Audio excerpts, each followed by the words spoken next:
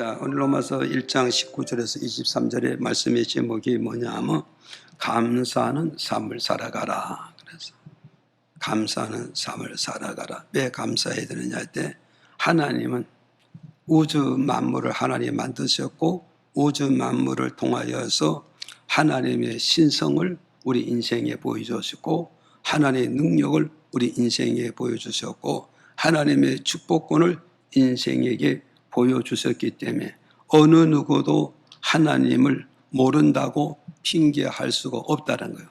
그래서 하늘 아래 사는 모든 인생들은 하나님 앞에 감사하는 그런 인생이 되어지면 어떡하겠어요?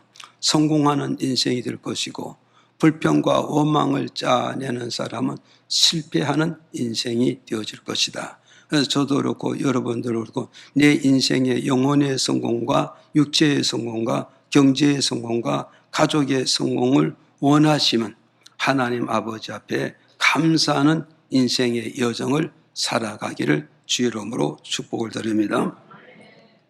그럼 우리가 하나님 앞에서 감사하게 살려면 어떠해야 되냐 했을 때 감사하면서 살아가려면 어떠냐? 첫째는 뭐냐? 모든 것이 합력하여서 선이 이루어진다. 모든 것이 합력하여 선이 이루어진다. 내 꿈이 이루어진다. 내 목적이 이루어진다. 내 성공이 성취되어진다는 걸 이걸 믿었을 때에 우리는 어땠어요? 하나님 앞에 감사하며 살아갈 수 있는 것이다. 믿어지면 아멘. 그래서 이제 지난주에 말씀드렸는데 요셉이라는 사람은 하나님께 꿈을 주셨단 말이에요. 이 꿈은 요셉의 미래에 뭐요? 희망도 되고 소망도 되고 성공도 되고 능력도 되고 축복된단 말이에요.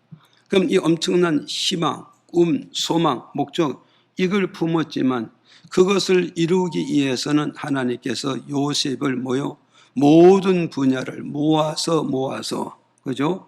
모아서 쌓아서 그래서 결국은 그것이 요셉의 꿈을 이루고 목적을 이루고 요셉의 인생을 영적으로 육적으로 성공으로 우뚝하게 세워놓았다는 걸 우리에게 가르쳐주고 있다. 믿어지면 아멘. 그래서 오늘 저와 우리가 모든 것이 합력하여 선을 이룬다, 꿈을 이룬다, 목적을 이룬다, 성공을 이룬다. 이걸 우리가 믿게 되면 결국은 뭐냐?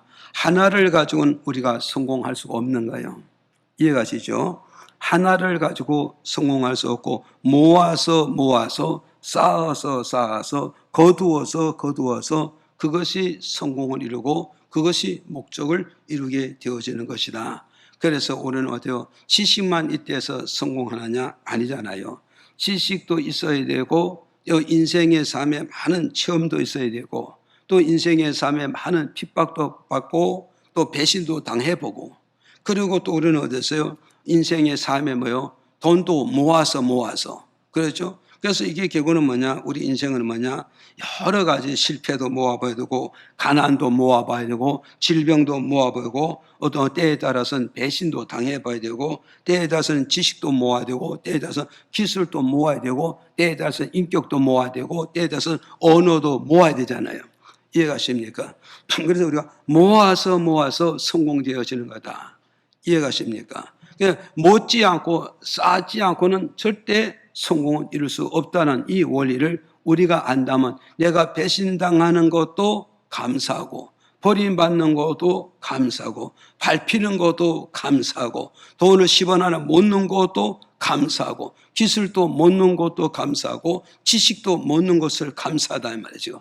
그래서 이것이 결국은 뭐냐? 모아서 훗날에 뭐요? 나의 성공의 발판이 되어지는 것이다. 이해가세요? 우리 인생이란 게 다 이런 것이라요. 우리 인생이란 이런 것이란 걸 오늘 저와 여러분, 그래서 여러분이 나를 밟으면 고맙습니다. 왜? 훗날에 그것 때문에 내가 성공의 발판이 되니까. 내가 오늘 왕따를 당해야 하는데 고맙습니다. 그것 때문에 훗날에 내가 남을 왕따도 시킬 줄 아는 기술도 배우고 능력도 배우고 지식도 배우잖아요, 지금. 이해가세요, 지금? 예, 그래서 요셉이라는 사람이 모아서 성공을 이루고 목적을 이루고 꿈을 이루었던 것이지 하나도 못지 않아가지고는 아무것도 이룰 수가 없었다는 걸 이 말씀을 통해 우리에게 주는 거다. 그러다 우리는 이 말씀이 뭐냐? 모든 것이 하나씩 다 모아서 우리의 선을 이루고 목적을 이루고 꿈을 이룬다는 이걸 믿어진다면 우리는 어때요? 남이 나를 미워해도 고맙습니다. 밟아도 고맙습니다. 나를 하나 도와줘도 고맙습니다. 아는 것이만 가르쳐주는 것도 고맙습니다. 이해가십니까? 그래서 우리가 이런 것을 우리가 배움으로써 결국은 성공을 가져오게 된다. 그 다음에 오늘 두 번째 메시지예요. 두 번째는 뭐냐? 누가 하나님께 감사하느냐 이 말이요. 누가 하나님께 감사하느냐 했을 때 마태복음 15장 10절에 한번 읽어보실까요? 시작. 무리를 불러 이르시되 듣고 깨달으라. 자, 이게 무슨냐면 이제 두 번째 누가 감사하느냐 했을 때 뭐냐면 깨닫는 자가 될 때 감사하다. 지식을 깨닫든지 기술을 깨닫든지 뭔가 배움을 깨닫든지 뭔가 인과관계를 깨닫든지 모든 것을 깨달음 속에서 우리가 감사가 쏟아지게 되는 것이고 또 감사하는 사람이 되어지고 감사하는 또 자리를 세우게 되어지는 것을 우리에게 가르쳐주고 있다. 그럼 오늘 저도 여러분들 우리 인생에 살아가는 삶 속에서 깨닫지 못하면 감사는 내 생에 없는 거죠. 감사는 없는 거예요. 그럼 여러분이 정말 내가 감사하기 원하는다. 감사하는 믿음 생활하고 감사하는 인과관계를 맺고 감사하는 내 가정을 이끌어가고 감사하는 내 기업을 이끌어가고 감사하는 직장 생활을 하려면 어떤 분야에든지 내가 거기에서 깨닫는 자가 되어야 거기에서 내가 감사를 할 수 있다는 걸 오늘 우리에게 가르쳐주는 그런 메시지라는 사실을 오늘 저와 여러분 믿으시기를 바랍니다. 그래서 이제 마태복음 이제 2절 또 11절을 이렇게 읽어볼까요? 시작. 당신의 제자들이 어찌하여 장로들의 유전을 범하나이까? 떡 먹을 때 손을 씻지 아니하나이다. 입에 들어가는 것이 사람을 더럽게 하는 것이 아니라 입에서 나오는 그것이 사람을 더럽게 하는 것이니라. 아멘. 자, 이게 무슨 말씀이냐면 예수님께서 이제 뭐가서 많은 무리를 불러놓고서 말씀하시기를 누구든지 내가 너에게 전해준 이 말씀을 듣고서 깨닫는 자는 감사하게 될 것이고 깨닫지 못하는 사람은 불평하게 되고 정죄하게 할 때 되고 결국 편견을 둘 수밖에 없다 이 말씀이죠. 그래서 이게 무슨 말이냐면 이제 2절에 가서 보니까 이렇게 말하고 있단 말이에요. 이거 보세요. 이제 바리새인의 파잖아요. 바리새인들의 파가 누구세요? 바리새인들과 또 서기들과 이들이 예수께 나와서 예수님께 묻습니다. 예수님, 당신의 제자들은 어찌하여 장로들의 유전, 장로들의 가르침, 장로들의 이끄는 그 말을 왜 듣지 않고 그 말을 따르지 않고 그 말에 왜 순종하지 않습니까? 장로들의 가르침, 바리새인들의 가르침, 대제사장들의 가르침이 뭐냐? 그게 뭐냐 했더니까 이들이 바로 뭐여서 음식 먹을 때는 반드시 손을 씻고서 음식 먹어야 된다고 누가 가르쳐줘? 대제사장이 가르치고 장로들이 가르치고 바리새인들이 가르치는 거예요. 이걸 가르쳤단 말이에요. 그런데 11절에 가서 보니까 어땠어요? 예수님의 제자들이 장로들의 유전의 가르침을 듣지 않는 거예요. 지키지 않고 따르지도 않고 순종하지 않아요. 그럼 따르지 않는다는 말하면 떡을 먹을 때 손 안 씻고 그냥 떡을 먹고 가는 거예요. 그러니까 그것을 보고 바리새인 파들이 지적을 하고 있는 거예요. 장로의 유전을 따르지 않는다고. 그때 예수님께서 11절에 뭐라고 그랬냐 하면 이제 그 바리새인들에게도 얘기하지만 무리에게 말씀하는 거예요. 이거 너희들 내가 전한 이 말씀을 너희들 듣고 깨달으라 이 말이요. 그래서 사람이 음식을 먹는 데서 떡을 먹든지 과일을 먹든지 밥을 먹든지 국수를 먹든지 죽을 먹든지 무엇이든지 먹으면 그 속에 좀 나쁜 것이 있다 할지라도 몸에 좀 해로운 것이 있다 할지라도 그것이 먹고서 어떻게 되느냐? 결국은 다 이에서 몸의 인체에서 자체에서 거기 정화시켜 가지고 몸에 덕이 되지 않고 해로운 성분은 다 밑으로 다 배출시키고서 몸에 이상이 없게 만드는 것이 하나님의 인생의 몸을 만드는데 그렇게 만들어졌다는 거예요. 그래서 여러분 아시잖아요. 어린애가 흙을 퍼먹고 애기가 뭐요? 배설한 것도 주워 먹고 다 주워 먹고 돈 10원짜리 주워 먹어도 그 아이가 결국 뭐가죠? 배설을 해서 다 나오기 때문에 인체 문제는 하나도 없는 것이다. 그럼 인생의 문제가 뭐냐? 문제는 뭐냐? 사람의 입에서 나오는 잘못된 교훈, 이해가시죠? 사람의 입에서 나오는 잘못된 교훈과 잘못된 가르침과 잘못된 이 말이 사람 마음에 들어가면, 사람의 생각에 들어가면, 사람의 지식에 들어가고 사회의 사고에 들어가면 그것이 결국은요 사람의 마음을 더럽히고 사람의 생각을 더럽히고 사람의 영혼을 더럽히고 사람의 행동을 더럽혀지는 것이다. 그러니까 예수님께서 무리에게 내가 이 말을 하는 것을 듣고 너희들이 듣고 깨닫게 된다면, 깨달으면 맞아, 주님이 하신 말씀이 맞아, 주님의 교훈이 맞아, 주님의 가르침이 맞아.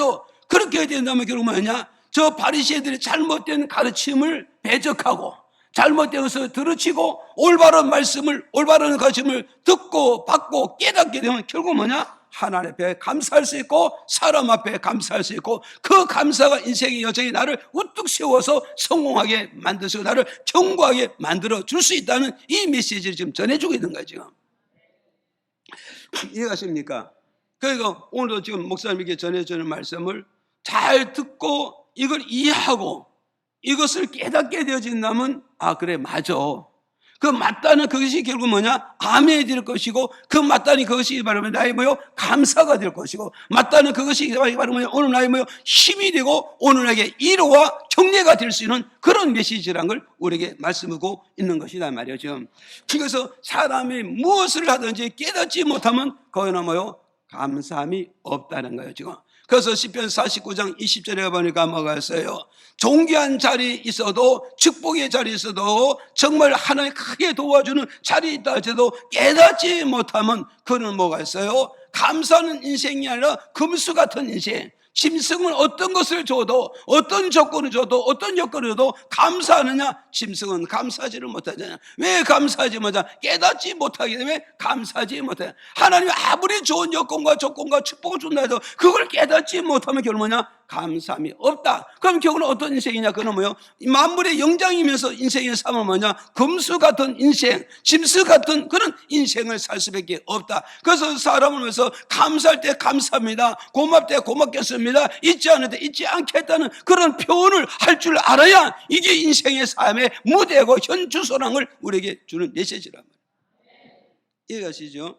예, 그래서 이제 천영주 목사님이랑 있는데 그분은 이제 소천하셨죠.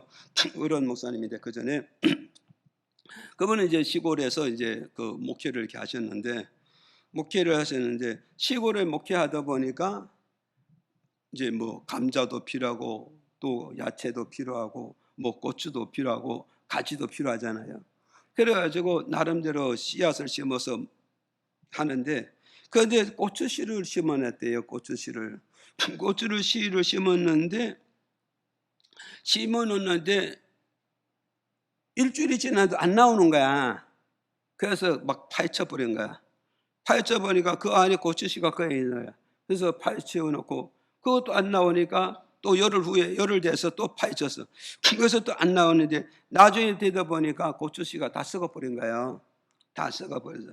그래서 한 번 파헤치고 두 번 파헤치고 세 번 파헤치고 자꾸 파헤치니까 주변에 살던 농부가 그걸 바라보고 와가지고 목사님 그 뭐 하시는 겁니까? 그러니까 고추씨를 심었는데 이렇게 됐다. 그랬다니까 농사짓는 농부가 하는 얘기가 뭐냐? 목사님 상추씨나 무씨나 뭐 이런 거가 다르다 이 말이에요.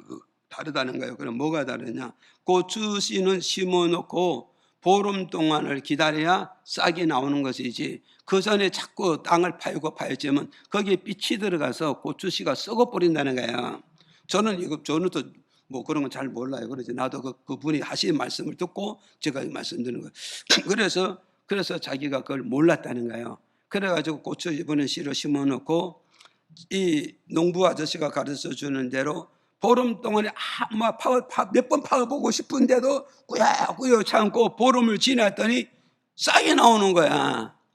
싸게 나와서 거기 싸게 나와가지고 고추모죽이 싸게 나와서 그걸 내다고 이제 고추를 옮겨놓고 잘 심어놨더니 이게 엄청나게 고추를 피워가지고 고추가 얼마나 많이 나오는지 말이야. 그래서 계속 고추 따다 먹고 익은 고추 따다 먹고 나중에만 그게 너무 고맙고 감사하잖아요. 그래서 결국은 그 농부 아저씨인데 찾아가서 고추를 익은 것을 갖다 드리면서 진짜 내게 모르는 것을 가르쳐 줘가지고 그것을 내가 알고 그걸 깨닫게 돼가지고 이 고추 농사를 지어가지고 너무너무 고맙고 감사해서 내가 당신을 찾아와서 이 감사를 표현합니다. 그래도 농부 아저씨가 좋아요 싫어요? 너무 좋아하잖아요. 왜? 내가 가르쳐 줬는데 그걸 깨닫고 그렇게 실천해서 고추 농사 잘 지어가지고 자기도 목사님도 잘 씻고 자기도 갖다 주니 그 자기가 고맙다 그러니까 얼마나 감사해요. 일반 사람들도 와서 고맙다 하면 감사한데 목사님이 와가지고 정말 농부 아저씨 고맙고 감사합니다. 당신 덕분에 내가 고추 많이 먹고 당신 덕분에 익은 고추를 많이 먹었으니 얼마나 고맙냐. 그걸 가르쳐 주는 거예요. 그래서 오늘 저도 여러분들 우리는 바로 뭐냐, 오늘 우리는 뭐냐, 깨달으면은 내 삶에 뭐요? 발전을 가져오게 되는 것이고, 깨닫게 되면 내 삶에 뭐요? 성장도 가져올 수 있는 것이고, 깨닫게 될 때 결국 뭐죠? 내 인생의 삶의 변화를 가져올 수 있다는 걸 이 말씀을 통해서 우리에게 주는 메시지라 말이죠. 그래서 오늘 저와 여러분 우리는요, 깨닫지 못하면 결국 뭐냐? 감사가 없어요. 깨닫지 못하면 보답이 없어요. 깨닫지 못하면 인사가 없습니다. 그럼 그 인생은 결국 뭐냐? 금수 같은 인생을 사는, 사람으로서 자기 도리를 못하고 있는 그런 인생을 살 수밖에 없다는 걸 오늘 우리에게 가르쳐주고 있는 것이다. 그래서 오늘 저와 여러분 우리에서 하나님 앞에서 하나님과 나와 관계에서도 깨달아야 되고, 부부와 부부 사이에도 깨달을 거는 깨달아야 되고, 부모와 자식 관계에서 깨달을 거는 깨달아야 되고, 무엇은 동역과 동역 관계에서 깨닫는 자가 되어져야 거기에서 성장을 가지고 거기서 발전을 가지고 거기서 뭔가 변화를 가져올 수 있는 것이, 부부의 삶에도 깨달아야 될 걸 깨닫지 못하면 이게 관계가 안 되잖아요. 지금 부모와 자식 간에서 깨달아야 될 것을 깨닫지 못하면 자식의 변화를 가져오지 못하든지 부모의 변화를 가져오는, 부모와 자식 간에 좋은 관계를 맺을 수 없고 더 성장과 더 발전을 가져올 수 없는 관계의 발전, 관계의 성장, 관계의 변화를 절대 가져올 수 없다는 걸 우리에게 주는 메시지란 말이죠. 이해가시죠? 그래서 우리는 하나님 앞에서 무엇을 깨달아야 되느냐, 하나님께서 무엇을 깨달아야 되느냐, 첫째 바로 뭐냐, 첫째 나이가 뭐냐면 지은 죄를 깨닫는 믿음을 가져야 됩니다. 믿어집니까? 그래서 지은 죄를 깨달아야 되잖아요. 그래서 누가복음 5장 8절에 이렇게 밝혀주고 있어요. 읽어보실까요? 시작. 시몬 베드로가 이를 보고 예수의 무릎 아래 엎드려 가로되 주여 나를 떠나소서 나는 죄인이로소이다 하니. 자, 우리는 여기서 잘 기억하시라고요. 사람이 지은 죄를 깨닫지 못하면요, 내가 지은 죄를 깨닫지 못하면요, 죽음의 세계까지 그 죄를 끌고 들어가는 거예요. 죽음의 세계까지 그 죄를 끌고 들어가는 거예요. 이걸 여러분이 잘 기억하셔야 돼요. 그러면 이제 또 역설적으로 해석하면 뭐냐, 내가 죄를 깨닫게 되면 그 죄를 청산함으로 말미암아 그 죄를 어디로 끌고 가잖아요? 죽음의 세계까지 끌고 가지 않는 거라고. 끌고 가지 않는 거다. 그러니까 예를 들어 말씀드립니다. 여러분이 잘 아는 거지와 부자의 비유가 있잖아요. 그렇잖아요. 그럼 보세요. 거지는 왜 천국에 가서 영생복락을 누리고, 부자는 왜 영적 세계에 들어가서 영생복락을 누리지 못하고 고통과 괴로움과 불모 속에서 살아야 되는가? 그 차이점이 바로 뭐가 있어요? 죄를 가지고 들어갔느냐, 죄를 안 가지고 영의 세계를 가느냐, 여기 차이점이란 말이에요. 이 차이점이라고.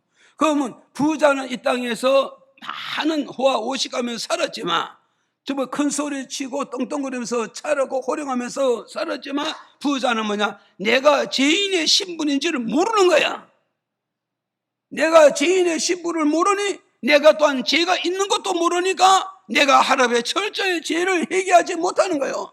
그래서 이 부자는 결국 뭐냐, 내가 죄인의 신분을 알게 되면 내 몸속에 뭐가 끓고 있는가, 죄가 끓고 있다는 걸 알고 내 인생의 짐이 뭐냐, 죄의 짐을 지고 있다는 것을 이걸 깨달았다면 부자는 이 땅에 철저하게 예수 그리스도를 영접했을 것이고 예수 그리스도의 이름으로 철저히 내 죄를 씻어받고 속죄받고 영성을 받게 되어졌다면 거짓 나사로같이 죄 없는 영혼과 죄 없는 육체를 가지고 죄 없는 삶을 가지고 하나님의 나라를 입성하고 영의 세계를 하다면 부자 청년 부자 놈이요 거짓 청년같이 먹었어요. 거짓 나사로같이 영생복락을 누릴 수 있는 사람이 되어졌을 거다. 이렇게 말씀할 수 있답니다.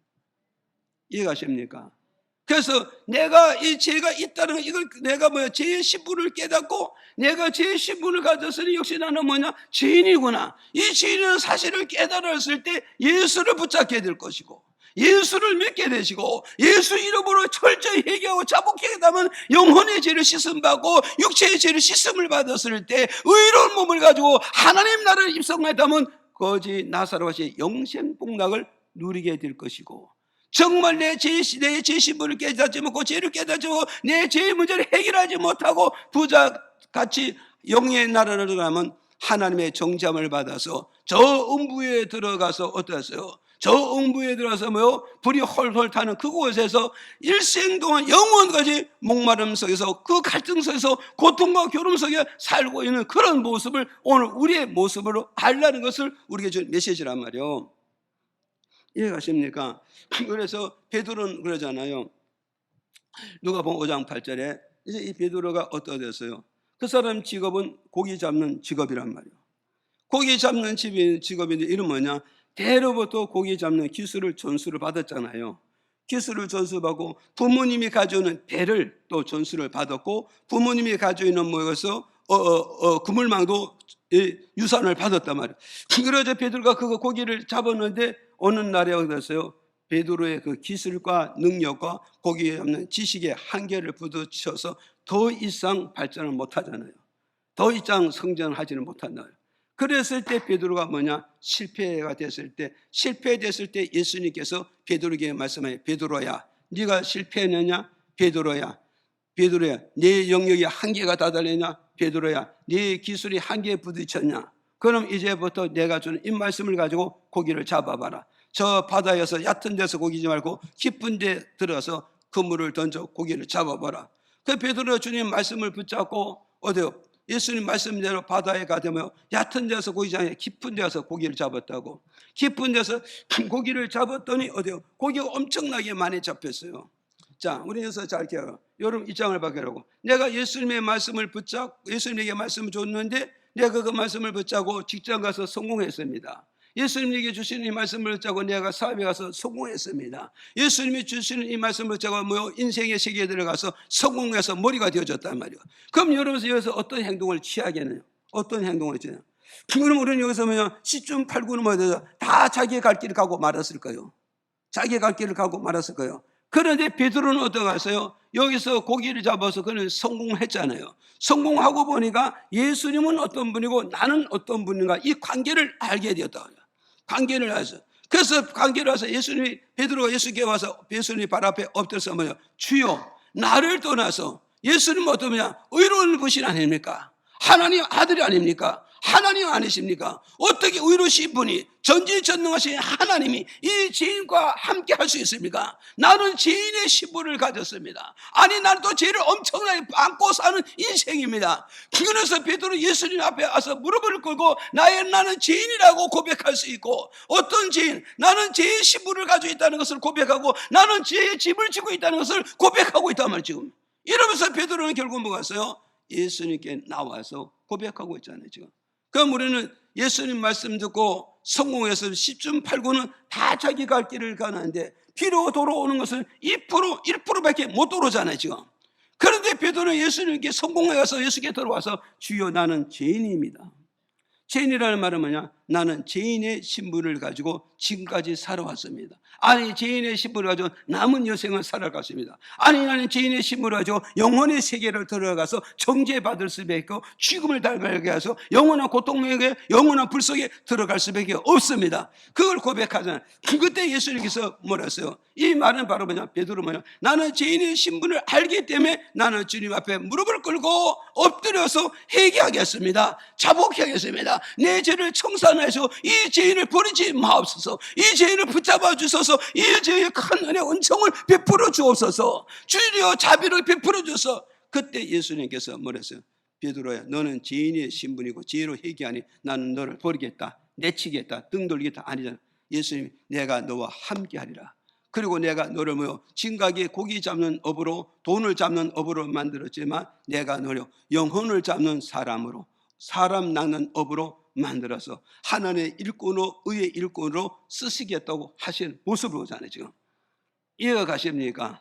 그래서 오늘 저와 여러분 우리는 어떻게 했어요? 정말 베드로의 나는 죄인입니다, 나는 죄인의 신분을 가져서 이 고백이 내 고백이 되고, 내가 죄를 짓고 사니 나는 죄를 해결하겠습니다 하고 이 고백이 바로 나의 고백이 되어져야 된단 말이에요. 나의 고백이 되어져야 된다. 그럼 오늘 저와 여러분 우리가 했어요. 예수 믿고 안 믿는 차이가 뭐냐? 내가 죄인의 신분이라는 깨달으면 예수를 믿을 것이고, 내가 죄인이라는 신분을 깨닫지 못하면 그는 천달이 가도 예수를 영접하지 않습니다. 내가 죄의 보따리를 지고 있다는 걸 깨달으면 내가 예수 앞에 회개할 것이고, 내가 죄의 보따리를 지고 시름하고 고통과 괴로움을 겪는 이걸 깨닫지 못하면 어떡하겠어요? 일생 동안 하나님 앞에 회개하지 않게 된다.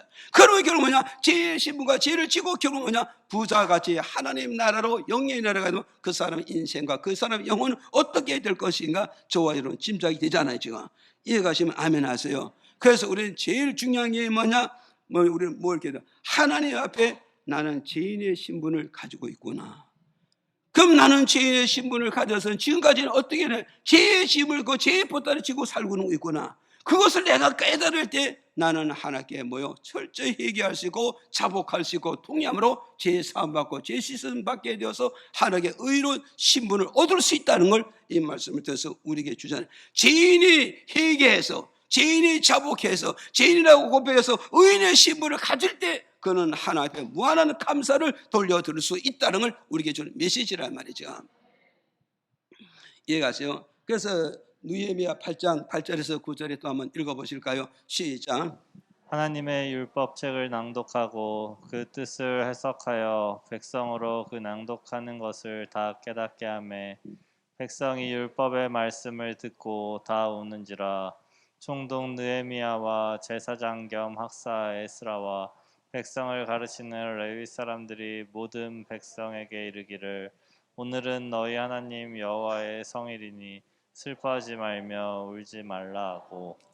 자, 이게 무슨 말씀이냐면 이스라엘 백성들이요, 이스라엘 백성들 7월 1일 날 수문광장 앞에서 모였어요. 모였는데 이날이 바로 뭐냐면 성회란 말이요. 성회, 이 성회란 말이요. 그래서 백성들이 안식일을 성회, 주일 성회 이렇게 모여서 하나님께 예배 드렸는데 이스라엘 선지자가 나무 강단에 서서 말씀을 전하는 거예요. 하나님의 말씀, 율법의 말씀을 낭독했다네요.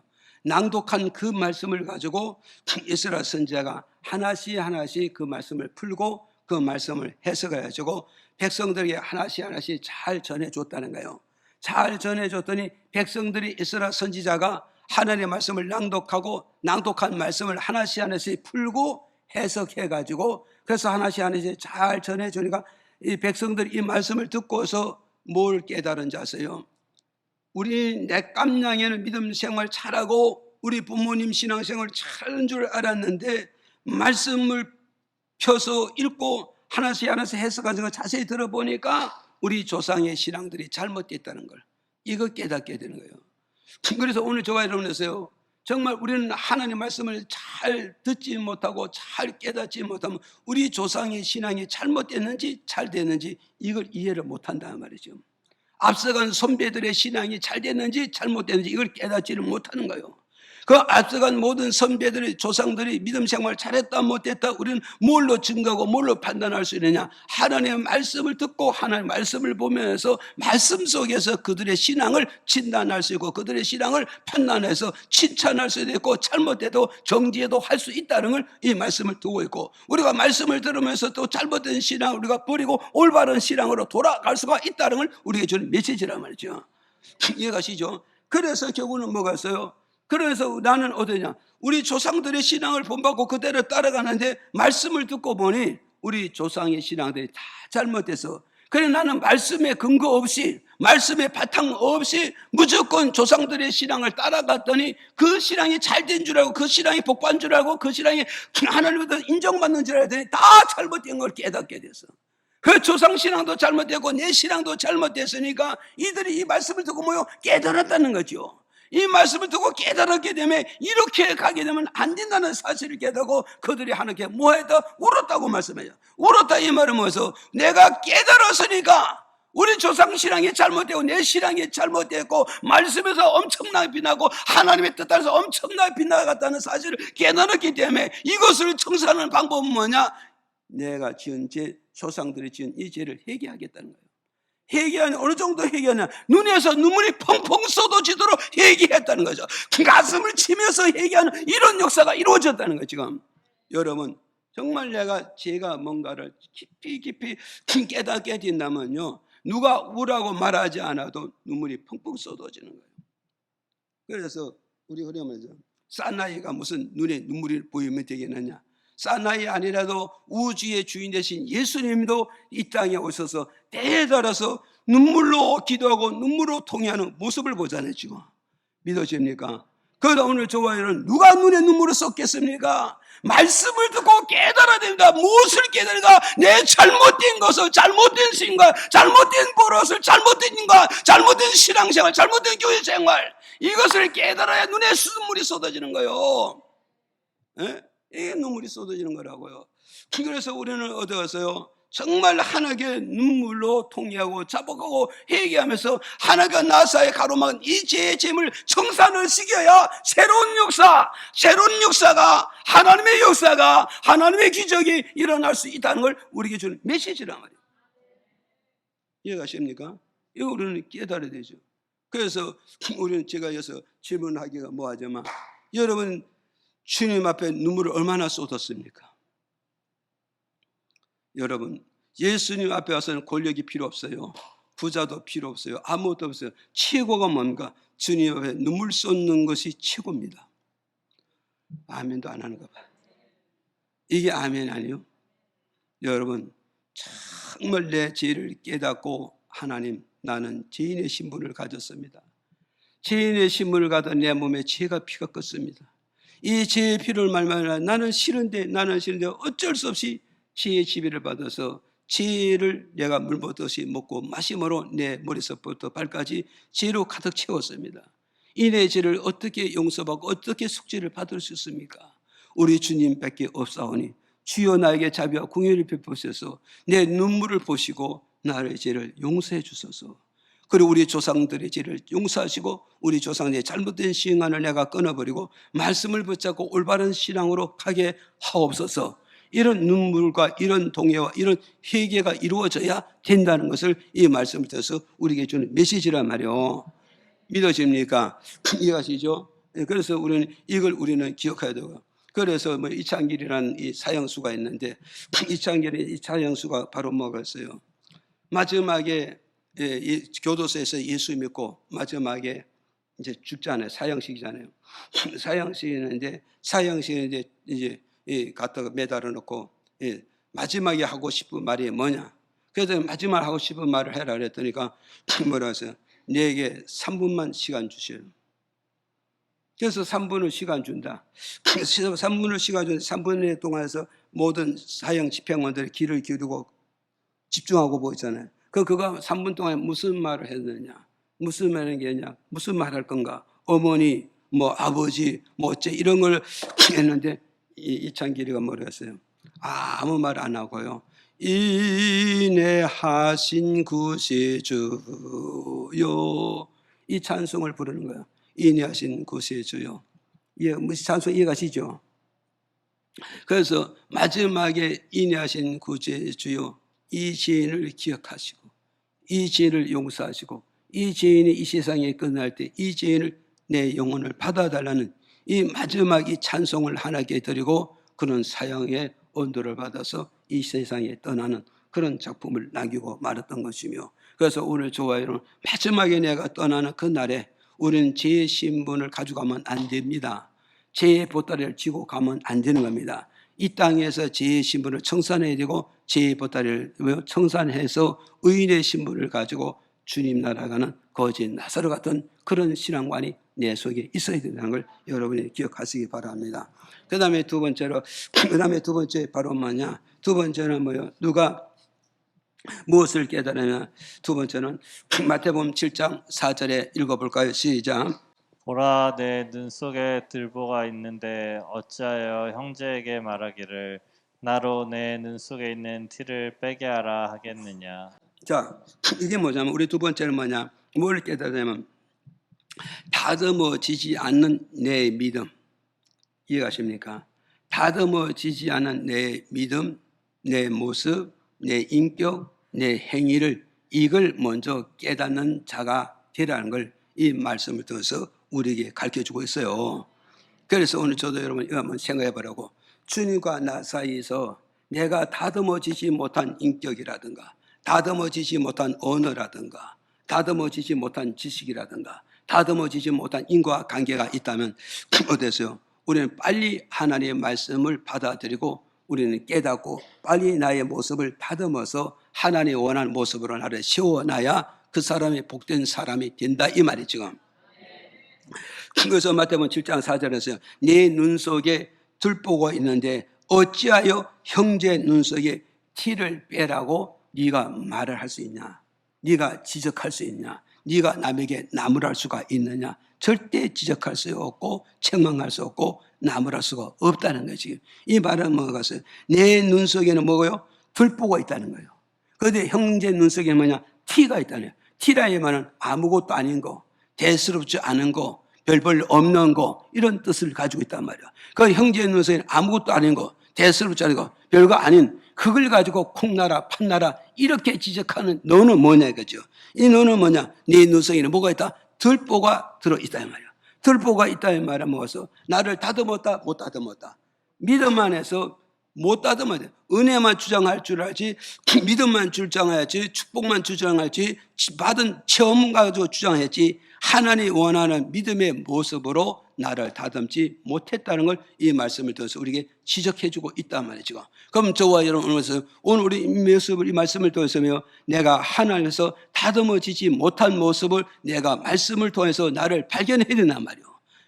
나를 발견한다 이 말은 나를 말씀 통해서 내가 깨달아져야 내가 하나님의 말씀 앞에서 믿음으로 말씀으로 은혜로 능력으로 나를 잘 다듬어서 하나님이 원하는 믿음의 사람과 원하는 인격으로 세워져야 되겠구나. 이것만이 하나님께 미래에 꼭 보장받고 하나님 나를 붙잡고 하나의 역사의 작품을 만들어 갈 수 있겠구나. 이걸 깨닫는 자가 될 때 하나님께나 사람 앞에 또 교회 앞에서 우리가 감사하며 주를 섬기고 감사하면서 인과관계를 맺어갈 수 있다는 걸 우리에게 주는 메시지란 말이죠.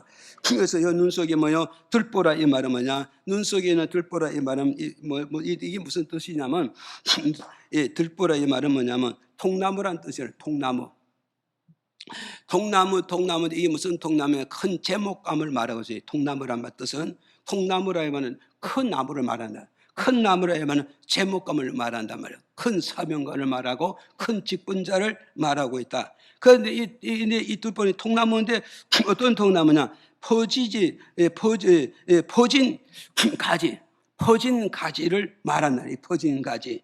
퍼진 가지. 그러니까 제목감은 제목감인데 직분자는 직분자인데 큰 사명자는 사명자인데 그 통나무에 가지가 사방 매달려졌단 말이에요. 이 가지가 사방 매달려져 이 가지가 퍼지니까 결국 이 가지를 통해서 사람들이 들어가면서 걸려 잡아지고 들어오면서 걸려 잡아지는 말이에요.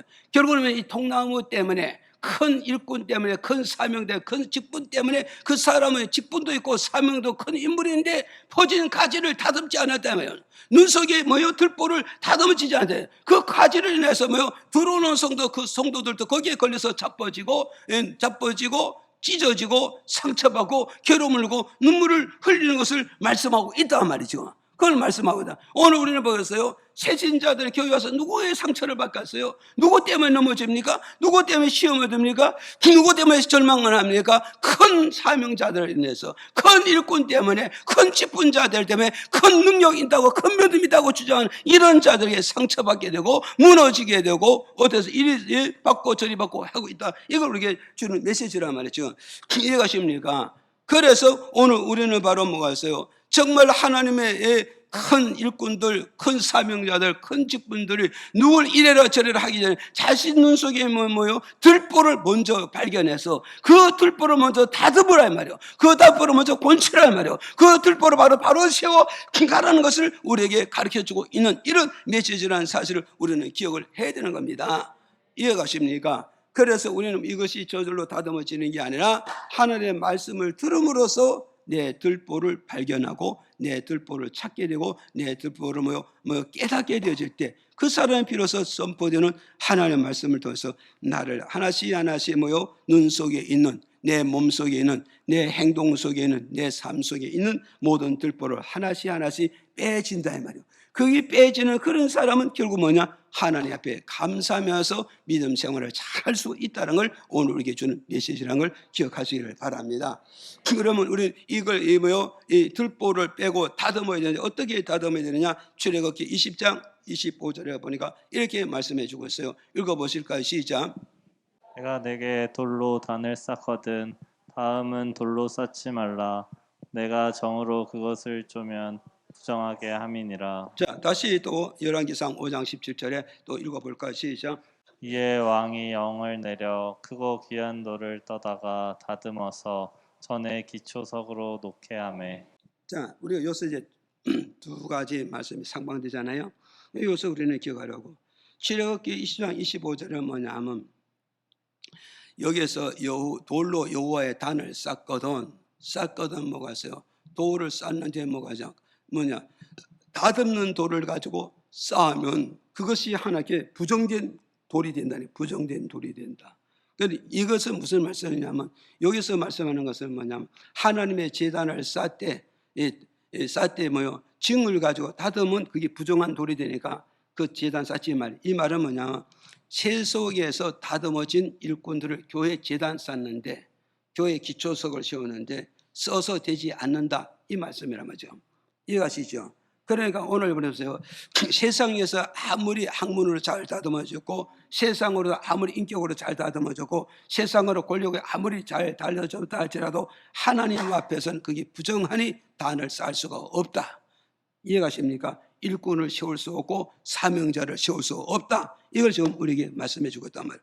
그러면 후자는 뭐냐? 후자는 열왕기상에 보서 후자는 뭐냐면 하나님께서 솔로몬 왕이 성전을 건축하는데 뭐냐? 성전을 여기서 다듬어 가지고 하나님의 제단을 쌓아라 이 말이에요. 이것은 바로 뭐냐면 교회 안에서 다듬어진 자만이 교회 제단 쌓는데 일꾼이 되고 제목이 되고 들보가 될 수 있다. 이걸 우리에게 가르쳐주고 있단 말이죠. 이해가 가시죠? 그래서 오늘 저와 여러분 어땠어요? 우리가 밖에서 아무리 학문을 잘 담아주고 권력을 잘 담아주고 사장으로 잘 담아주고 세상 직분을 잘 다듬어줬대도 교회에 와서는 그거 가지고 지단 싸는데 부정하니까 쓸 수 없다 이 말이에요. 그러면 어떻게 다듬으냐? 세상이 아무리 많이 다듬어졌다 할지라도 교회에 와서 예수 이름으로 다시 다듬고 말씀으로 다시 다듬고 믿음으로 다시 다듬어져야 하나님의 좋은 일꾼이 되고 좋은 제목이 되고 제든 쌓을 수가 있다는 걸 우리에게 준 메시지라는 걸 여러분이 믿어야 됩니다. 이해가시죠? 그래서 예를 들어 제가 말씀드립니다. 빌립보서 3장 8절에 보니까 여기는 기록 안 돼 있죠. 빌립보서 3장 8절에 보면서 바울을 말씀하죠.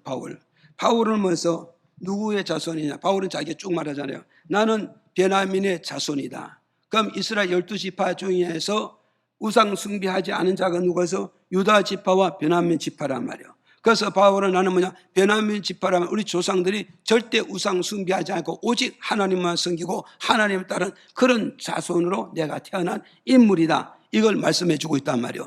그러고 하면 또 바울은 바로 뭐라고 했어요? 나는 태어난 지 8일 만에 나는 할례 받은 거다. 이 말은 뭐냐? 우리 부모로부터 내가 모태신앙에서 우리 부모는 하나님의 말씀에 입각해서 나를 태어나지 8일 만에 나를 할례를 줬다. 태어나지 8일 만에 나를 뭐요? 유아세를 줬다. 이 말을 지금 말씀하고 있단 말이죠. 그리고 바울은 뭐가 있어요? 나는 또 뭐냐? 나는 히브리 중에 히브리요. 이 말은 뭐냐면 이 보세요. 히브리 중에 히브리라 말은 헬라 가부가 있고 히브리 가부가 있잖아요. 그 헬라 가부라 이 말은 뭐가 있어요? 헬라 가부에서 유대의 아버지로서 유대의 어머니로서 이방인 땅에 가서 태어난 걸 가지고 헬라인이라고 말해요. 헬라 유대인. 그런데 여기서 히브리 중에 히브리라 말은 나는 뭐예요? 우리 부모, 어머니, 아버지가 뭐였어요? 이방인에서 나를 출생하냐, 유대 땅에서 나를 출생해서 나는 유대인 중에 정통 파란 걸 요셉을 바울이 말합니다. 그리고 바로 바울이 뭐라고 그러냐? 바울은 뭐냐면 끝으로 가서 뭐라고 했어요? 율법으로서는 뭐요? 의로웠고 의로운 흠이 없는 율법으로서 뭐냐? 의인이 되었고 율법으로서 흠이 없는 자라 말이에요. 흠이 없는 자라. 그럼 바울은 이게 말하면 이게 예수 안에서 잘 다듬어진가요? 예수 밖에서 잘 다듬어진가요?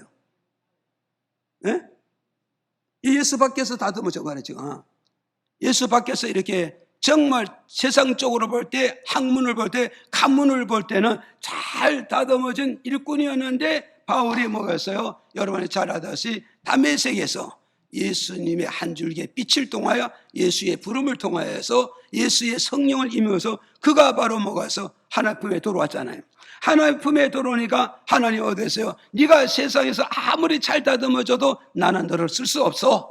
너를 쓸 수 없으니 앞서간 사도들 따라서 너도 갈라디아서 1장 10절 너도 아라비아 광야에 가서 앞서간 사도들 가서 3년 동안은 훈련을 받아야 돼. 3년 동안 다듬어야 돼. 3년 동안 뭐요? 훈련을 받고 다듬어서 그래야 하나님의 제목이 되고 일꾼이 될 수가 있는 거야. 무슨 말이야 가서요? 그래서 바울은 세상적으로 볼 때는 잘 다듬어졌지만 그가 성령 받고 말씀 듣고 능력 받아도 하나님 쓰는 게 아니고 제단 쌓는데 하늘나라 것을 쓰는 게 아니란 말이야. 그럼 뭐 어떠냐? 너는 능력 받았다고 너는 믿음 있다고 너는 잘 나간데도 내가 안 쓰는 거다. 왜? 너는 예수 안에서 믿음 안에서 다듬어지지 않았기 때문에. 그럼 네가 사는 게 쓰임받을 뭐냐? 내가 지시하는 말씀을 아라비아 광야에 가서 앞서간 사도들한테 3년 6개월 동안 훈련 받으라 이 말이야. 3년 동안 훈련하면 다듬어라 이 말이에요. 다듬어줘야 쓰임받고 다듬어야 시험을 받고 다듬어봐야 믿음의 주인공이 될 수 있고 다듬어야 축복의 주인공이 되고 다듬어야 네가 시험을 받지 않겠느냐. 그러니까 바울이 먹었어요. 바울이 뭐라고 했어요? 여기서 바울이 뭐였어요? 나보다 먼저 있는 골육에게도 의논하지 않고 나보다 먼저 있는 사도하고도 의논하지 않고 나는 전적 하나님의 말씀을 따라 아라비아 광야에 가서는 훈련을 받게 되어지는 것이다. 이해가십니까? 그 훈련을 받고 다시 바울이 다메섹에 오고 다소에 올라가서 그때부터 하나님이 바울을 쓰게 되어졌다는 걸 우리가 깨닫게 가야 됩니다. 이해가시죠? 이걸 우리는 기억을 해야 되는 것이다. 그 끝으로 이제 넘어갑니다. 끝으로 그래서 오늘 좀 다듬으셔야 됩니다. 그 다음에 세 번째 뭐냐? 사도행전 10장 35절에 시작. 각 나라 중 하나님을 경외하며 의를 행하는 사람은 하나님이 받으시는 줄 깨달았도다. 보세요. 세 번째는 우리가 무엇을 깨달으냐? 모든 정성을 하나님께서 받으신다는 걸 이걸 우리가 깨달아야 된다 이 말이죠. 이게 무슨 말씀이냐면 보세요. 이제 바울 선생님이 베드로가 이방인 고넬료 집에 지금 초청받아 갔습니다. 초청받아 가가지고 고넬료 집에 초청가서 고넬료가 베드로하고 고넬료가 처음 대면했는데 이 고넬료 백부장이잖아요. 군대 장교잖아요. 그래서 이 고넬료가 베드로 앞에서 뭐냐? 지금까지 내가 하나님께 예배 드리고 하나님께 기도하고 하나님 찬송하고 하나님으로 내가 구제하고 하나님을 섬기하고 하나님으로 헌신했더니 하나님 내 기도를 받으시고 내 예배를 들으시고 내 선교를 받고 내 구제를 받으시고 하나님에게 응답했다는 거예요. 그래서 하나님 당신 나에게 지시해서 당신을 보내서 우리 집에 모셔가지고 가정 예배 드리면서 우리 가족이 구원받으라 은혜 받으라 하나님과 연결되라 이런 지시를 받았기에 내 종을 당신의 집에 보내서 당신을 우리 집에 모시고 왔나이다.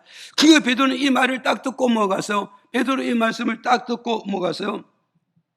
뭐래서 각 나라 중에서 하나님께 경외하는 자 하나님께 예배하는 자, 하나님께 기도하는 자, 하나님께 구제하고 하나님께 성교하는 이 모든 정성을 하나님이 받으신다는 걸 베드로가 그때 깨닫게 되어지는 거예요. 이 베드로는 사상은 뭐냐? 하나님은 누구예요? 유대인의 하나님인 줄만 안다. 유대인의 예수만 있고, 유대인에게 구원이 있고, 유대인에게만 속죄 있고, 유대인만 천국 가는 줄 알고 있었는데 바울이 뭐가 했어요? 베드로가 뭐가 했어요? 베드로가 뭐요? 이방인 고넬료 집에 가서 고넬료의 신앙 간증을 듣다 보니까 유대인의 하나님이 이방인의 하나님이요, 유대인의 하나님이 이방인의 하나님이요, 유대인의 하나님이 이방인의 하나님, 유대인의 예배를 이방인 예배도 받고, 유대인의 기도도 이방인의 기도를 받고, 유대인의 헌신도 이방인의 헌신도 받는다는 이 사실을 깨닫게 되면서 바울이 베드로 뭐였어? 이제부터 베드로 뭐야? 이걸 깨닫게 되면서 베드로가 뭐냐? 생각이 넓어지고, 지식이 넓어지고, 영역이 넓어지고, 무대가 어디까지? 땅끝까지 영역이 넓어진단 말이야. 땅끝까지 생각이 넓어진단 말이야. 땅끝까지 지식이 넓어지는 것이란 말이야. 이해가십니까? 그래서 오늘 뭐야? 내 예배만 받는다, 내 기도만 받는다, 내 봉사만 받는다, 내 헌신만 받는다, 이런 고정관념을 깨트리라 이 말이요. 남의 기도를 인정하고 나의 능력을 인정하고 남의 예배도 남의 정서 인정하는 이 넓은 시야, 넓은 생각, 넓은 영역, 넓은 영토로, 넓은 일감으로 나아가는 이것이 필요하다는 걸 이 말씀을 통해서 우리에게 주는 메시지라고요. 이해가십니까? 우리는 내가 기도, 이게 엄청나게 잘못, 너는 안 세워서 이게 엄청난 잘못된 소리예요. 그 엄청난 잘못이에요. 하나님 나를 세웠으면 너도 세우셨고, 내게 은혜 주신 너도 은혜를 주실 것이고, 내게 축복하신 너도 축복하시고, 내 병을 고쳐서 내 병도 고쳐주고, 내게 은혜 주신 너도 은혜를 주실 거야. 이런 영역을 넓히고, 생각을 넓히고, 지식을 넓히고, 일하는 무대를 넓혀가야 된다. 이걸 지금 우리가 주는 메시지란 말이죠. 이해들 가십니까? 그런데 우리는 어땠어요? 유대인의 그 고정관념, 유대인의 이 고정관념을 베드로가 고넬집에 가서 깨지고 이게 무너지기 시작하는 거죠.